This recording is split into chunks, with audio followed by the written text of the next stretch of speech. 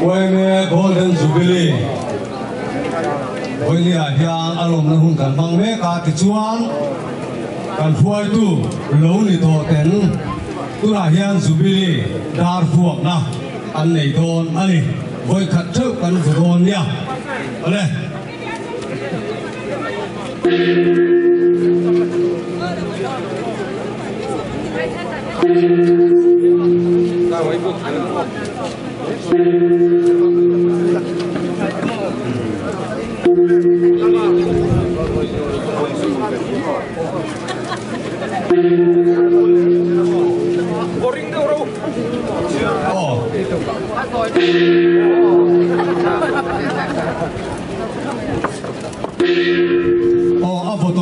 พวกนั้นกันง่ายไม่เทียให้กันช่วยตู้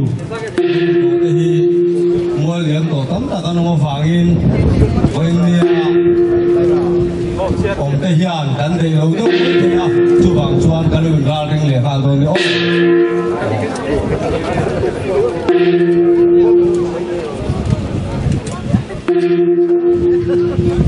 ริงดูหัว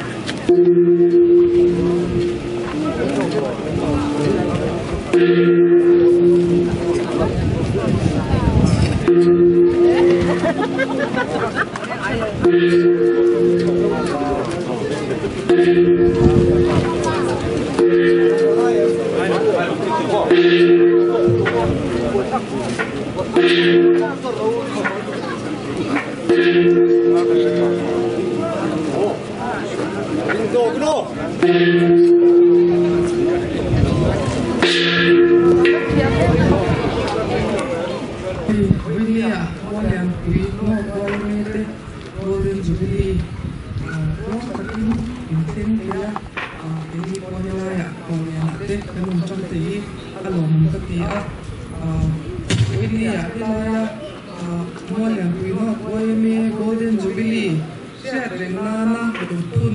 พงเทียตอมโพฮีกะโลมะติจอนินโลกตะกินกันพงเง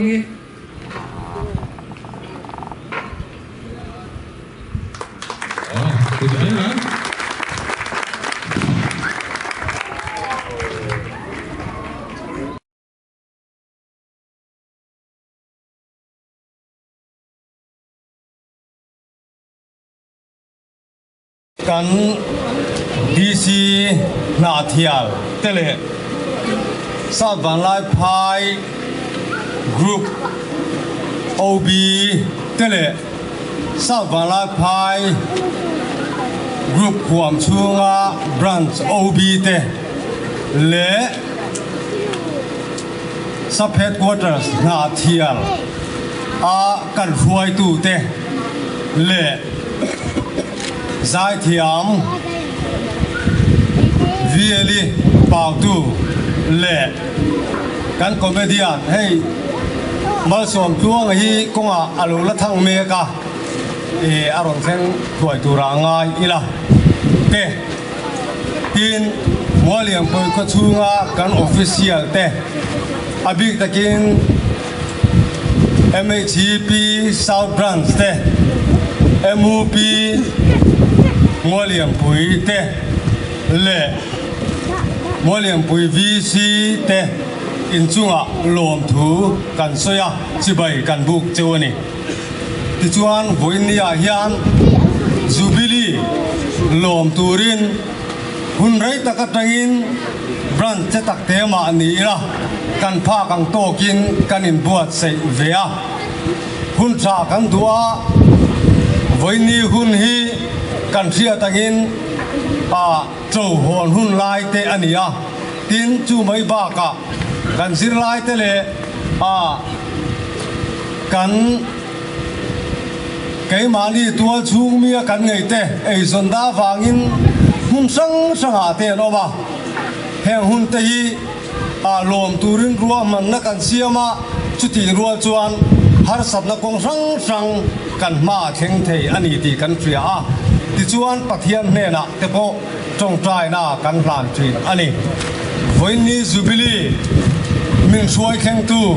ปะเทียนเนี่ยนะวันนี้ยันลมถูกันสวยตักเนื้อบกอันนี้ที่จวนหุ่นเสร็จกันมังไม่ยังวอลเลย์ปุยพาสตอร์บิอัลพาสตอร์เรเวอเรนซ์เราลุปุยเรนเทกันโซมังผู้เชอร์แมนเล่กันชีฟเกซอมตักปีเกวันรัวตี Deputy Commissioner หาเทียล District เตยังกัน Sub Headquarters ไว้เมช่วยตู้เต Group ไว้เมสอบวันไอพายช่วยตู้เตเล่ก็ไว้เมมเบอร์ปุยซงเตเต้นยังมีซง Association มัวเลียนปุย North Branch Golden Jubilee ลมตัวเราคัลคอมซงเตว่าอินหุ่นดวมเล่ลิมอมตักไหมนิชินเชียกลากตักไม่เล่ปุยหมดตักมินช่วยเทงมังไทยตัวดำน้ำมินเปตูกันปัทยานมินินจิใบกระบุกเจ้าเฮหุ่นนี่ปุยหมดเล่ชินเชียกลากตักไม่ยาเฮตียงจันวูดวมตักไหมมินเปกวางินปัทยานเล่กันช่วยตัวจะจุงะลมถูกระสุนมาสานี่ปัทยานถูมุนทุมามีตัวเตะเดหันเชียร์กันว่าสามนัมเบอร์จาเลสมเลปริยัตนะจางสมฮิเลปทุมเลสมฮิเลปลีกันเชียร์งะจางนัมเบอร์จาเลสมฮิเลปรุกนะจางทุมินะชุนจมัง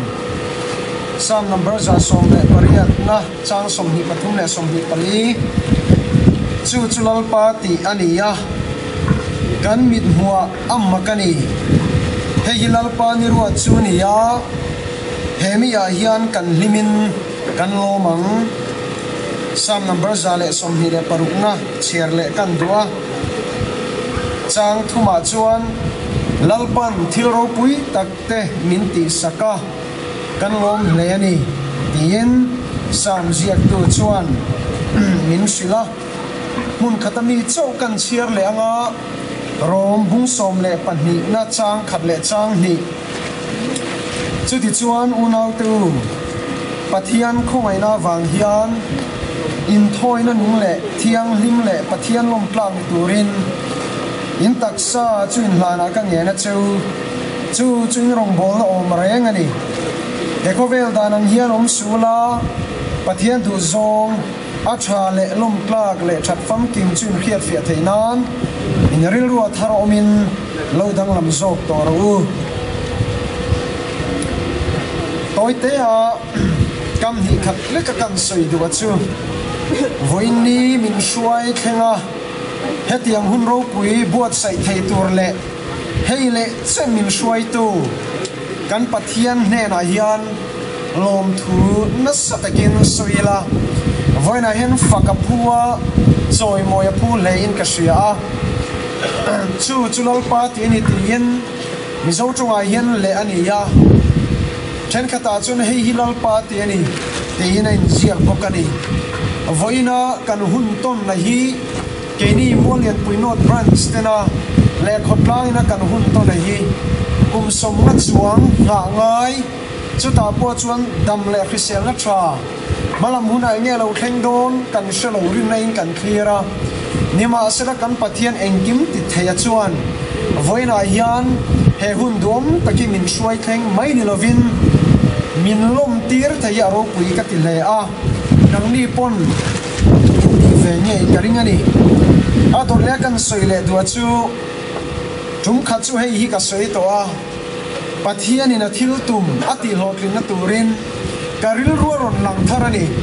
Pathian in a tiltum ati lotin nan hian Young Mizo Association hi Amman Rochangkai Bertezinga mi ani tia hi Kapum Thardana niya Chechu Karil Rua Aron Luthar Leni Voina Poyan Hantar non le Hantar lang non le kadua Den chu mai chu ni lova Wayme Kanshia Adin dan renga chute Den han chuile poyan Pathian du zong takle Pathian thinlung aril rem zong takapol din ani tia kha kan khevek ome kan motowa po hun ol man thati te zofa te maso na ngai to ati tele Christian nundan changai san te ni light khovel zoram khovel big te why member chunga thil theng te kan sia a ahun lo tak misinga changchuan ahun lo tak tak in vuiliam chalai tam tak he zoram mayan kan ne ni thil sang in minaruna sumle pai ngai nan na te rui lo awang ten ni tin deuh thon mual kan liama kan in vuiliam mek zelani chuti mek laya pathianina he khovela aman ro changkai tak atumati hotin na turatana man ro changkai tak ane chu Young Mizo Association hi ni ya keni branch North branch YMA po hi ni ti hi voina local khom ten he na hian pathian ro puina tur le choi moina tura hantar lan non le kadwani min din dante kan kala zela ram le pathian le ram tan rong kan bol dante ka ngai to hian a pathian thu le hian ka sia a amaro chu kan ni na hi tuna hian kan la chom nung zelem te ro chu beng sika ngai to angai fo hian ka sia ni chuwang chuan voina hian golden jubilee ya du to mai lovin kan khan china tanga pathian le kan ram le kan nam ta na changkai taka rong bol chun zom zel turin kan in somin kan in cha ani heni hi lalpani ruat ani ya heni a hian kan limin kan lom hle ani lalpana tu tiang lim kan chiar tele kan soite atharin kan zata lo min som sano se pathian ne na kan hunte lanin i tong chayang u min mai tu lalpa kan pathian YMA Mualian Pinot Branch tena Golden Jubilee kan lom theina turatana hundum khale chen min shuaya heile chen hi khala vin min chela kan ne na yoma nangma le khotlang le ram tan rong bol na tho min phal sak ve a chu mai chu ni lovin kum som na kan klin lom thei tura hundum min shuaya min pe hi aro pui kan ti a lom thu kan khila che lalpa voin huna khen theina turatana thuai tu fel le changkai tak tak khati zozai heti zozai hi min pe hi aro pui kan ti ani lalpa kan pathian hun ol man that zofa te nun dan cha ngai sana Christian nun dan cha po ngai san zel kan nam von him na konga thei tok chu tura iman ro changkai ber kan ni te hi kan rin dan le kan be sei dan zel polani e chuwan chuan kan khen chin atanga I du zongang zela nangma le ram le nam ta na rong abol zel te na turin nangin branch YMA hi malsom la Young Mizo Association hi nangin malsom zelang che voina yan nang chau hi choi moin om le la imia kan thil tina hian lim takin zalem takahun kan mana alaya nang ino om zel theina turin ke mani le kan hun zong te lom thu sei chungin lali suwa krista min kanin ko tire amen alome Hello, me. Le, nuna hian kan zayanga kan zavain opening song. Romin re sakang che ti kha kan sa anga kan zavain a thei te kan ding anga ti chuan chu me zowa chuan chero kan tu te kha lo in buat sei ta ila onang If we will open ourselves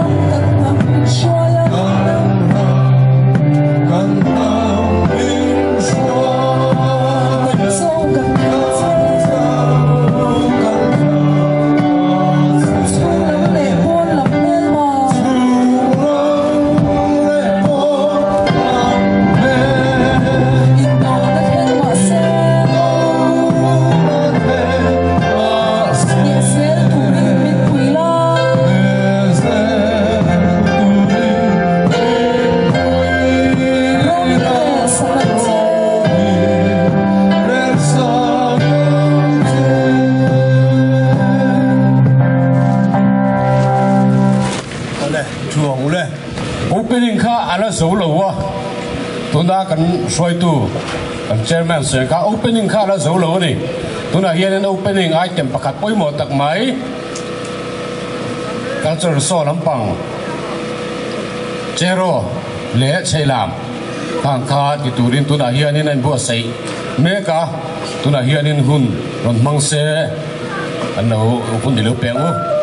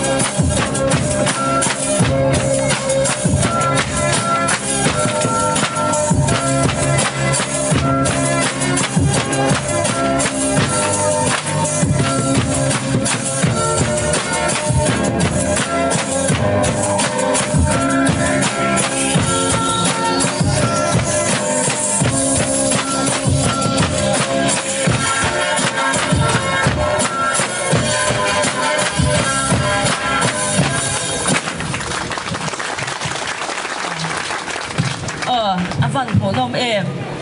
voina kan program tlan huna ti hutu te singa pakhatin ni a zero kan tu zong zong te in zabai chunga lom thu kan soi ni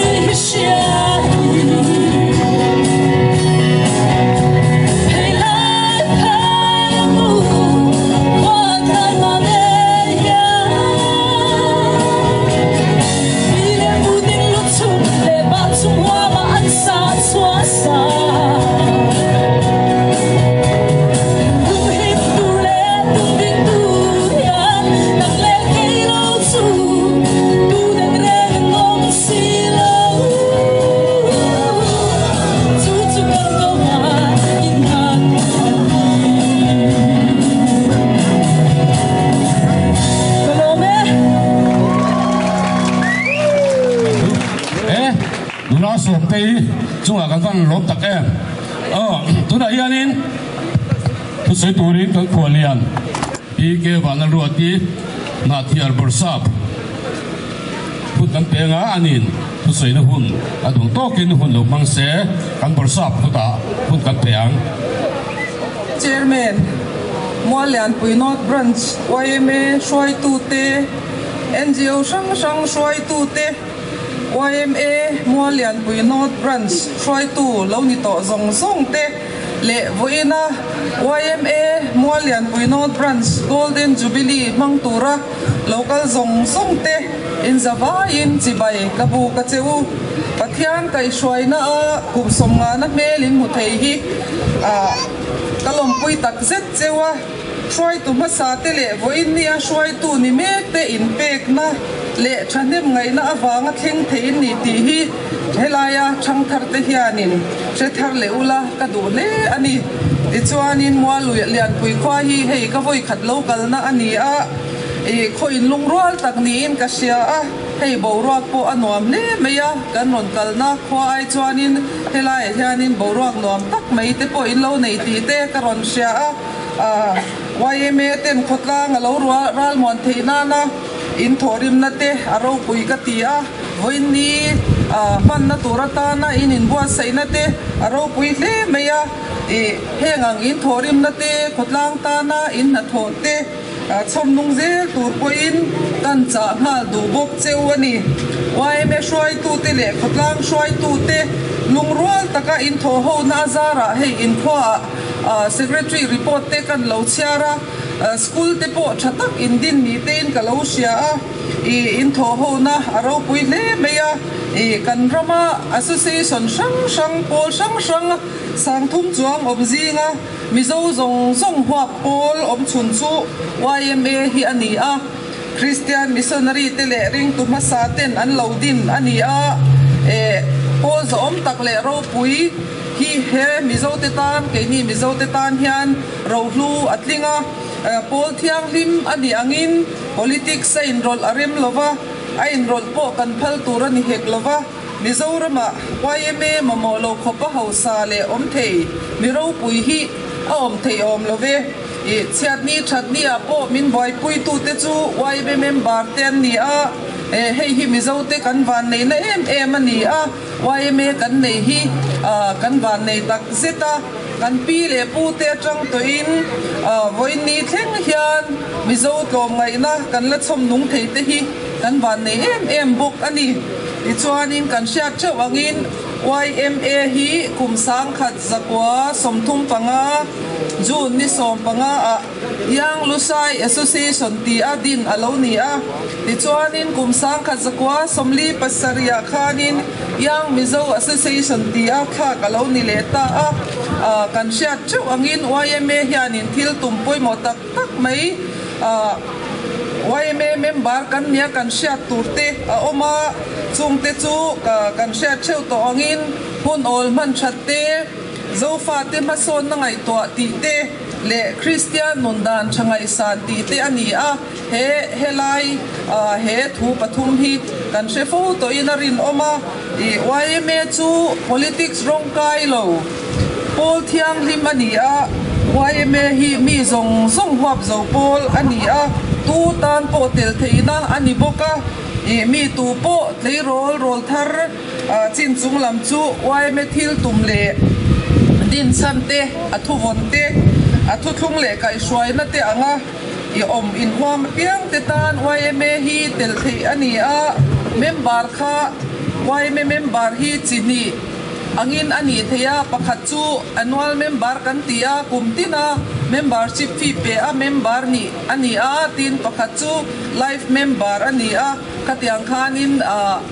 bituk big fee membership fee pe a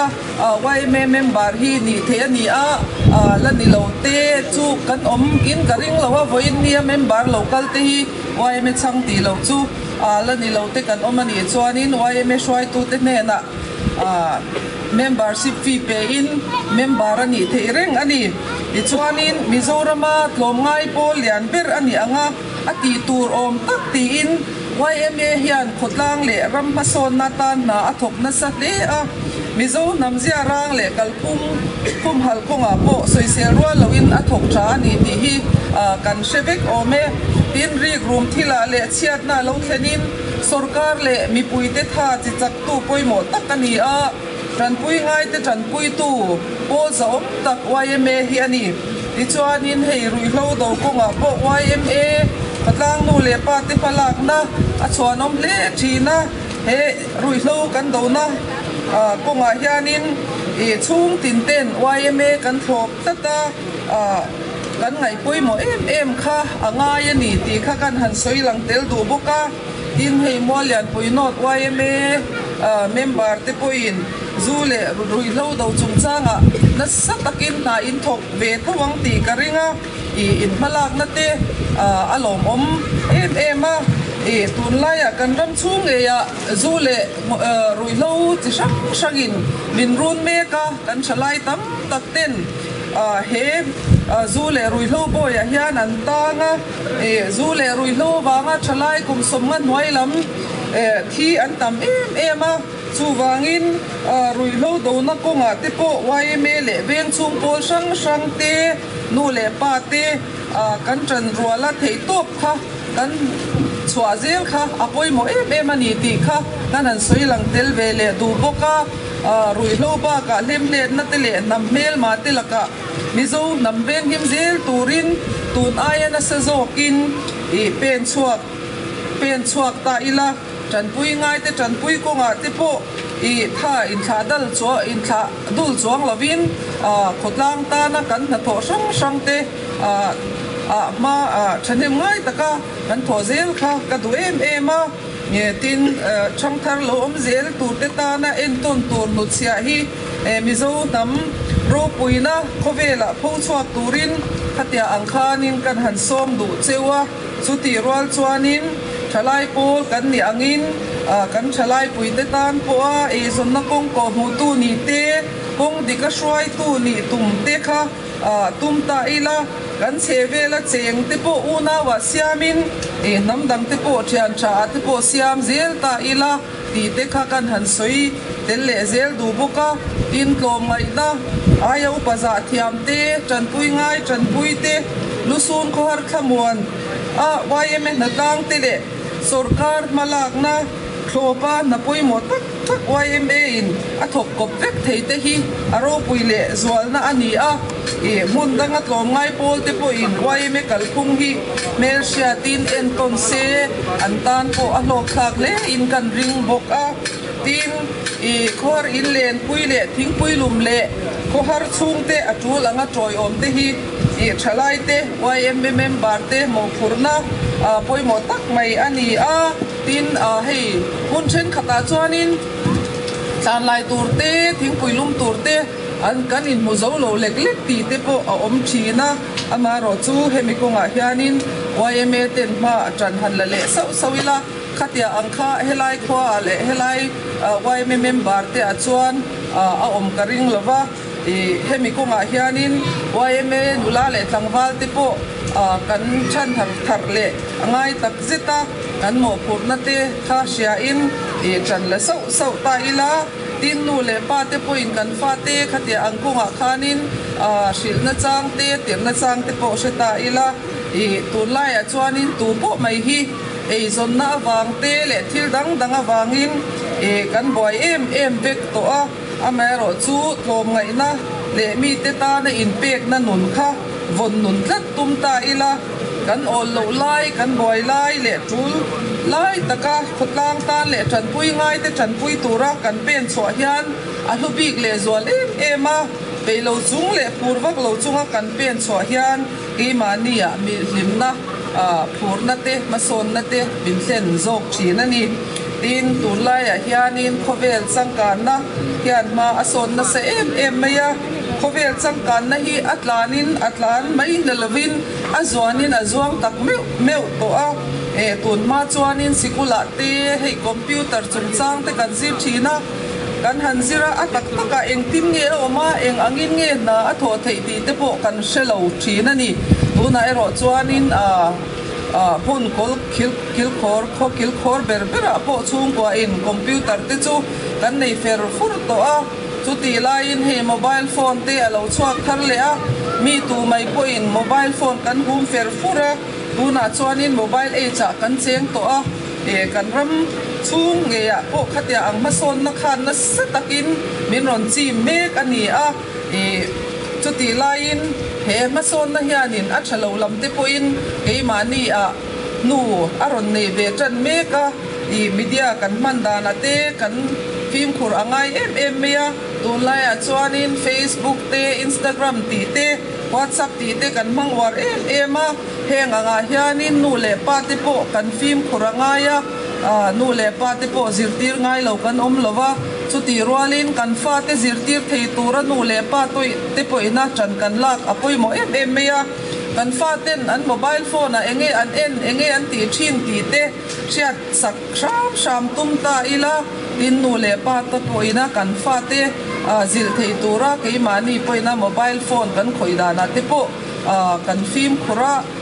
kan in enlet fo te po hi atul ve thawin ka sia a no pang te mai ni lovin uitling te po in hemi ko nga hianin zir tur tam tak kan nei ani ti chuanin kan siat le cheu angin YMA din tu te chu missionary te pathian thusil tu te an ni a chu wangin Christian ni le YMA member ni hi a in me in thil in kop tlat sia shan thei thei lo ani a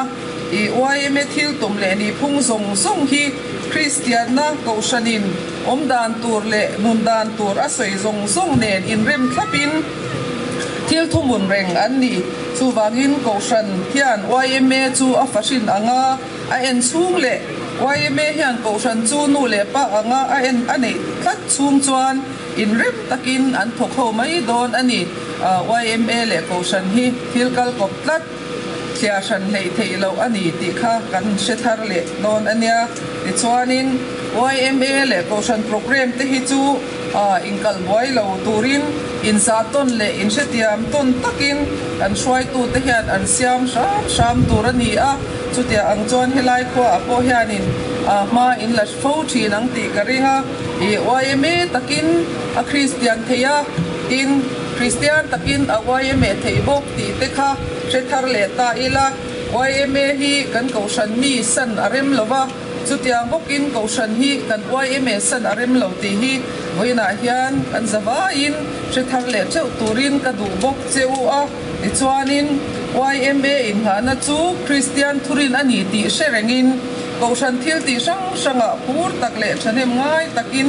kan tel a kan ti tur ani a chutiang bokin YMA thil ti na sanga chalai pol sang ko shan pol sang te GKP KTP PYD SAY tele member chalai member sang ten YMA thil ti kha ko shana kanin mangani point kan thlam mai tur ani lova YMA thil tumte ti pui tin ko nga le malak na te tel nge kha kan mo phurna ni ti kha she thar le cheu bokila acha ome tin hei heni den chena heni poimo tak mai hei voini poimo tak mai den chena mualian pui YMA branch chalai te cha do cheu kala nei le a chu midang tel phaturin thiam na le theina in neya team thlek lovin taima na nen thei patok chwa phot ro chuti rol chuan in khovel tuk verte honza wangaya mizo trong ba ka trong dang te po hi thiam tum ta ila sap trong te vai trong te khatia ang khanin kan thei pato pin chhoila khatia anga trong kan sia tam chuan midang thiamang te midang te ne na kanin pum khat na te kanin po na te kanin pum khat na ang kha kay mani ta na changkaya kan mason na tan po changkaya ni YMA hi mizo te ta ani rolin mizo te tan ba ka huang zau zo ka malaturin polrin tla ka ni ti kha achiang ema ti chuanin India rama in pum khatnan te le India rama lo in pum khatnan le NGO dang te ta na en ton tur na chata to chun zom zel kha YMA ten kan ti turani ti kha she thar le ta ila ti chuanin ato beratan chuan YMA hi zo fa ti tan kan in ha na polu pui tak mai ani a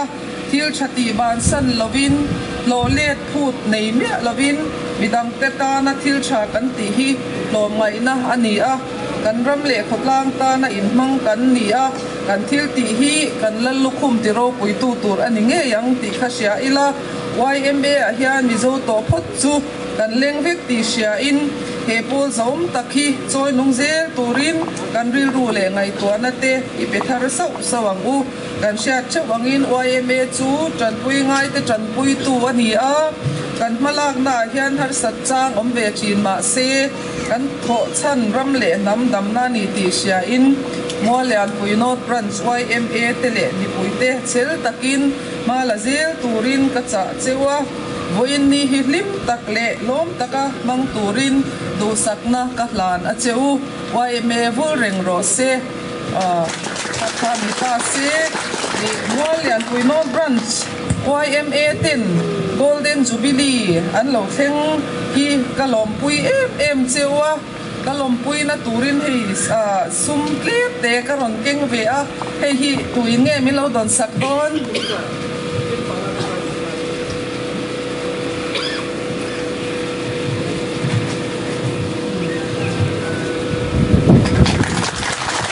kalome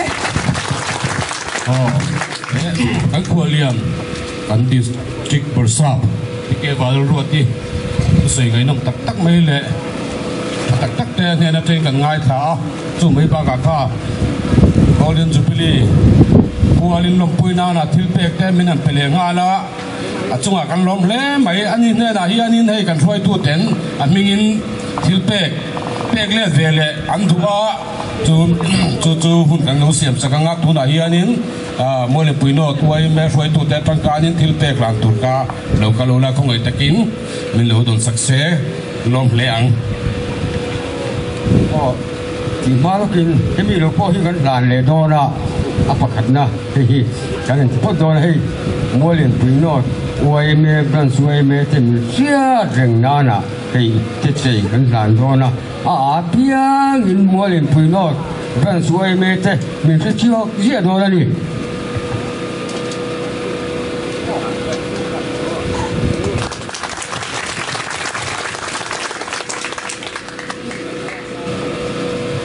Hey, Voina, Golden Jubilee Souvenirs Magazine. Hiel tlang zar thei tura min som hi wai me sapek ko tak te kan lom le kamin chu ke la rem ruata ria hi le sau lung leng khu chu ki kan e kapal chin la kre mai the ke sang lura le pithan liani te fapa no pang ber khania Voina heng hun mang thia kan om hi kalom me maron kaloi kalao khop maya hai Voina ama sai lom thu kan sei du ani tuna hian YMA Molen Pui North Branch Golden Jubilee Souvenir Magazine hi adua piang tetan chiar thei turin lom takin katlang zare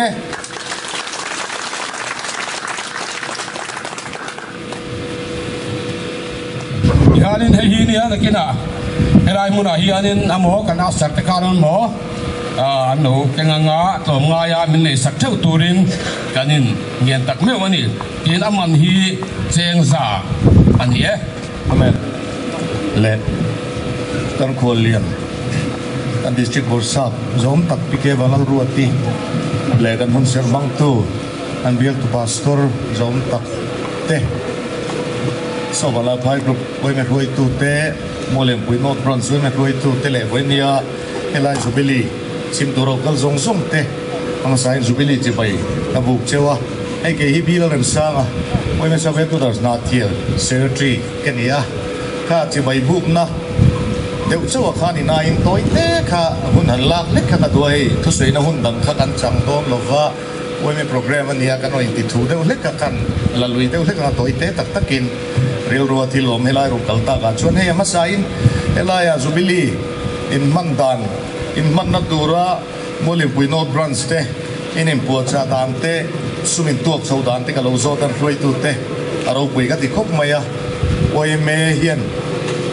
enga ma ve bur kon put do hi kan wor lu tuk tama me mo ti hi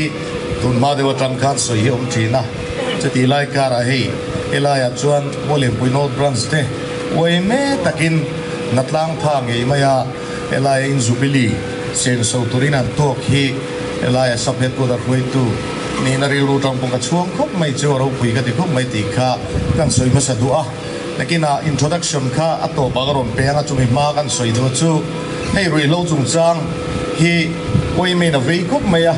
central oi me point te to pin trana la a helaya po sa pek ko tara po kan biel chung sang sanga group lama po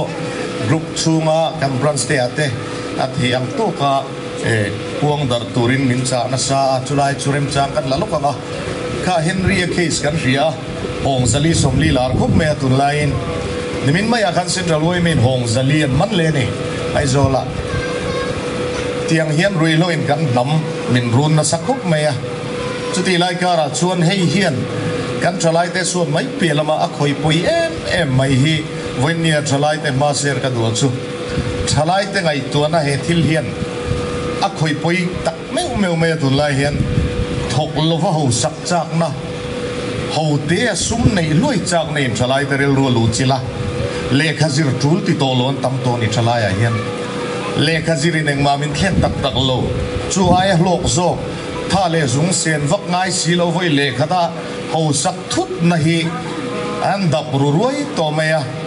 chu herui lo tol tu te na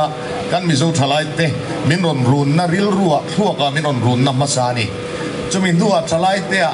taksa min run le a rui lo ina ti buai tam tak ho ma te zela te le mun sang sanga kan mu chung kuan ru manu le pan trap tlok tlok ani chuwang chuan hei hi eng tin nge kan dong ti hi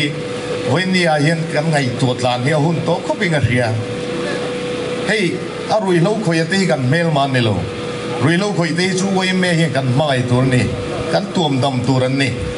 chung mi te phe na chuan khotlang le ko rana mel fai pusia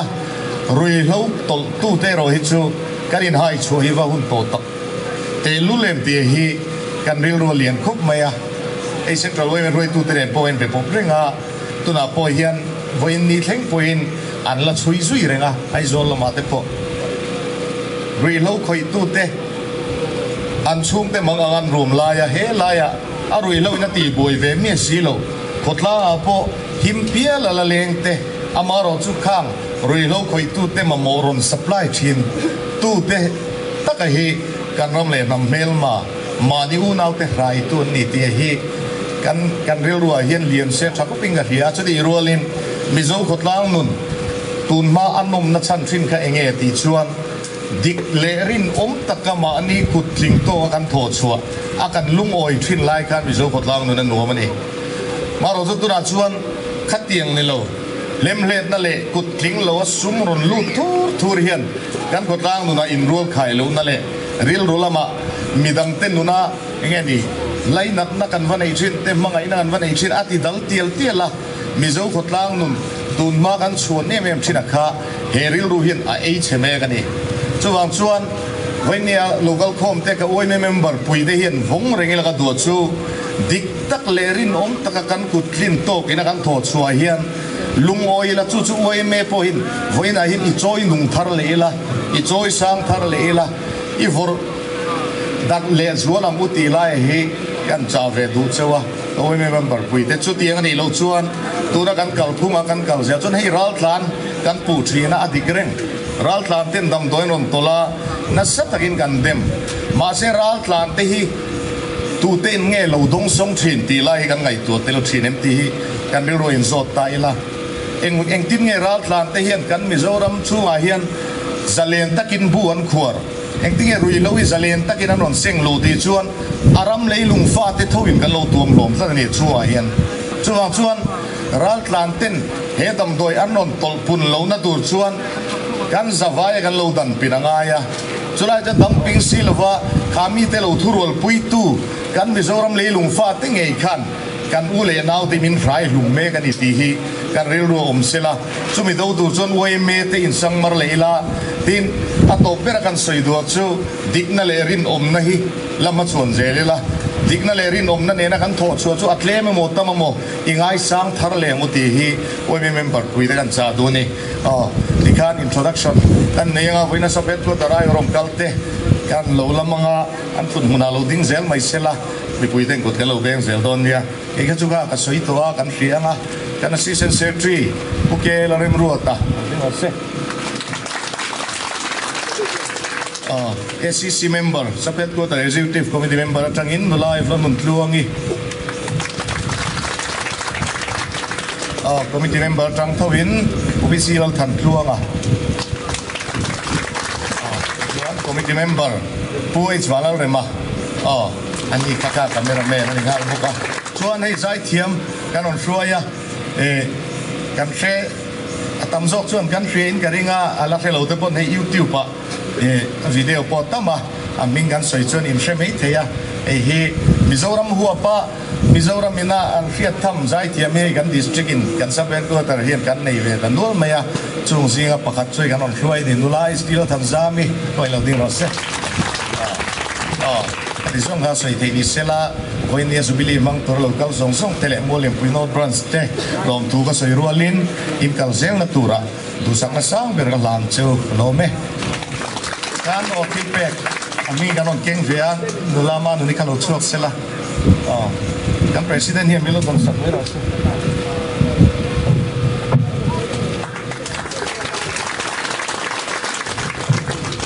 tuna zai turin la estimal ela thanzami kan so mga so khalo ela thilpek te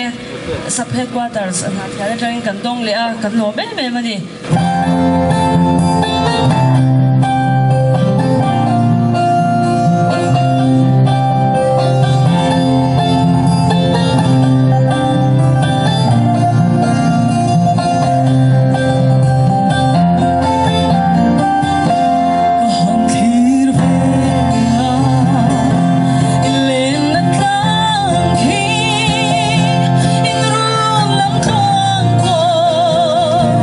I heard the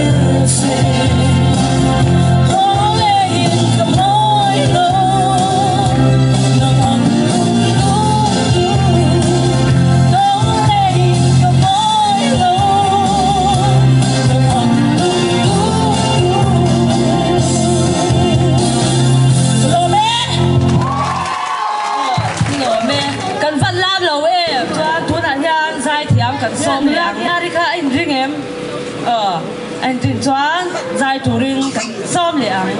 in Zavain Golden Jubilee chỉ bay cái bục cho chuan helai huna cái về tiền luôn hi giải turi mình lâu số mà cả lâu em chuan in khen in nuam tất cả thế mình khen tira pasang te chung cả lâu em chuan in quay mẹ chu chua khi cái này cái ti về thế in cái in xia quay mẹ han cái giải na sa em với nia po hian in cả là quay mẹ reng reng cái giải don hian em po hơi mà po hian này se ruột tin khung tu quay mẹ thì lại cái sama sa ber china chuan in chu kan sama sa atop lama te chuan kan chei về thầy to tu ra ngay là不出嘛hi lo la wing ka sia nakina huna kan chei ang ruột tin khung tu quay mẹ thì là kan sang thầy thing ko bilo ber ko yula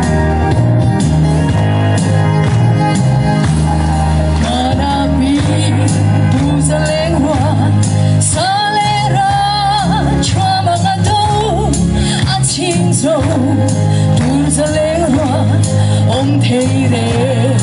gan ta đứng ngô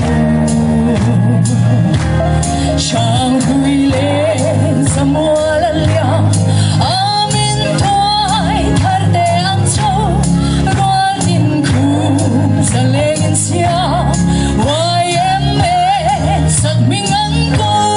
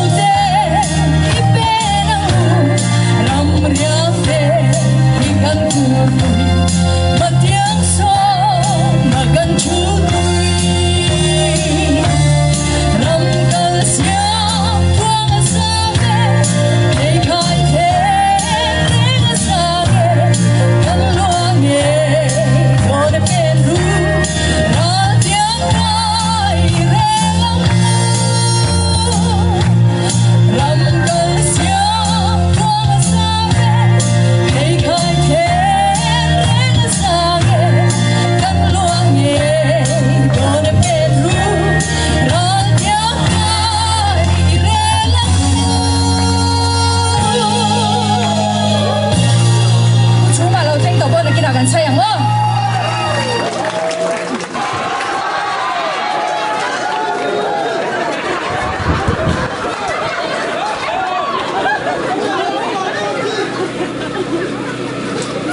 ก็ต้องแข่งนาทีละกันมอเตอร์เสียจบจินต้าเมนเป็นโซกันรอนมังอะแข่งนี่นะกับลังเพียโซกันเองห้าวจกสุขภาพคุณหนักหันมีเราจะเทียมมูลค่าอินจอยขมาพวกอินเทียร์มันรู้ว่าอินเทียร์ตัวนี้ก็ช่วยแรงงานตัวนั้นสาวมีเราแบบคุณแรงงานกับเขาพวกกันนักแข่ง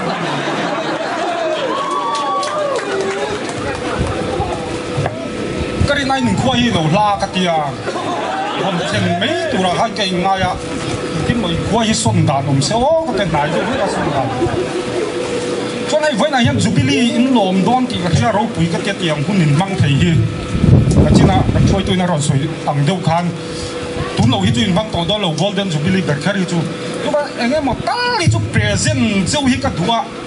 กันในนักลินบิ๊กสิเราว่าอามาเราจูลาลิปปักขัดกระรอนไปตายยันกันเองเรายันกันขวดเลียนไออินสบายนะได้โดนเรากันขวดเลียนเห็นนะฟอกมาสับเปลือกติคันไอไอโชกินกันฟอกไม่โดนเนี่ย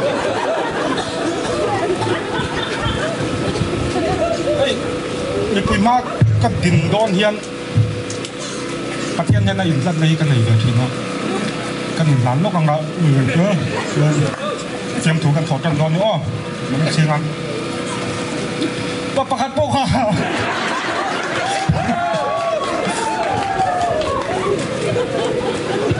อันขั้วค่ะซูค่ะอันสติ๊กอมเลวสินไว้ไม่ลักกี้ติ๊กเก็ตอันเสียมา first prize หาซูเด็กนี่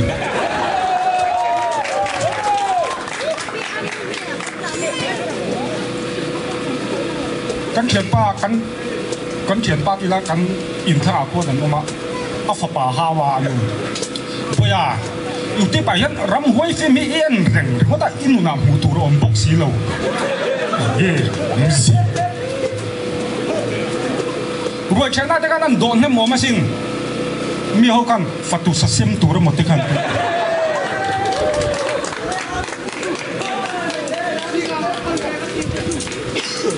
อันสกูลค่ะอันสิร์นักแต่ค่ะอัดเสียวมาสินอันสิร์ติดตุปากัน APPLE บัดนาติโรเล่เป็นสามนั่นจุ่มขัดยังค่ะสามเรียเรสวอติฮัน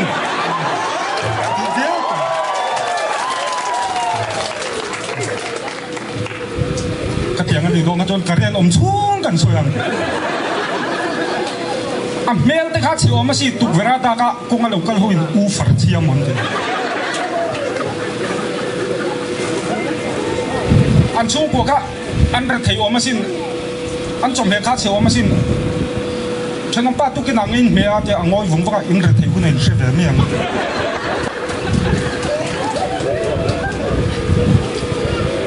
อันชูกว่าอันเมลคาเชอมาสินเอ็นเอลูปีคนเป็นพันโลอันช่างจูอันยิงตัวเดียวแล้วอินขาปุ่มันเต็มหลายกีดกูกันในเมียหรอวะ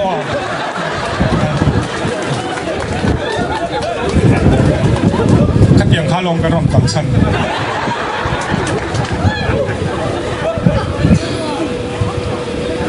อันชูกว่าข้าอันอินเบคาโตไปสินอัปปาข้างมาคงไอเลนบูฟังฟังอาเดียกันนุ่นก็สไปจันทูรินเราเจอมีตาต่อเลยตาต่อ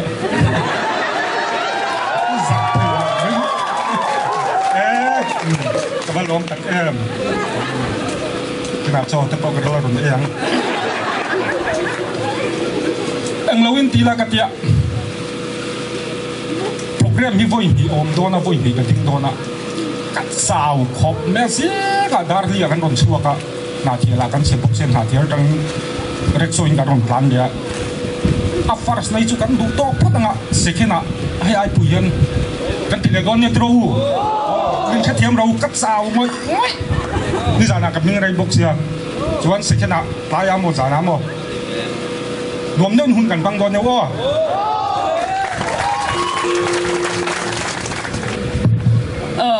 กันฟันลมก็อันนี้เขาที่ผู้มาเสียนสวยดันแต่ก็โดดสวยคลาสจวนเนี่ยอันหมายรอจูคลาสเราว่าพวกคันคลาสวันไอจวนคลาสจูค่ะ เงี้ยอันไงน้องโซกาอันโดเสดาพวกค่ะอัชโซเกเตียปูมาสเตคันกันที่มันนี่กันโลเมเนี่ยนักกีฬาแต่สิ่งเดียวกันเราแค่กันเชื่อต่างกันนะเจ้าที่พ่อเจ้าว่ามาโรจูมินรอนติลุยเล่อะลมถูกันสวยเลยนี่